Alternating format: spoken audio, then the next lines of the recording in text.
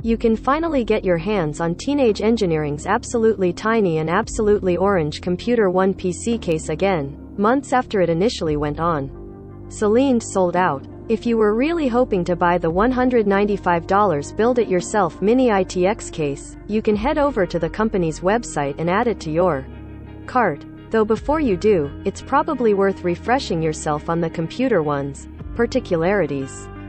When Teenage Engineering announced this case, we had some concerns.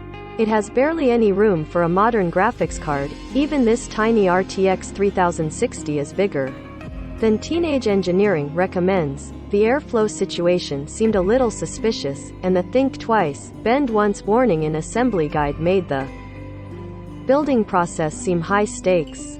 People who have since built systems in the case say the bending and the airflow aren't huge problems, but they also discovered that the holes don't come pre-tapped. That means that screwing into them might be a time-consuming forearm workout, not exactly the experience you'd expect with such an expensive piece of kit. Quality mini ITX cases range from under $100 to around $200, but those usually come pre-assembled.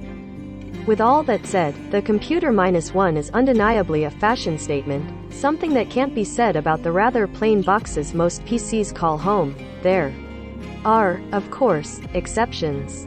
And while there may be better ways to spend $200 on an orange flatpack PC frame, the playdate that Tay designed with Panic seems pretty fun and plenty stylish too. You don't have many other options if you absolutely need a computer case that looks inspired by the Half-Life HEV suit.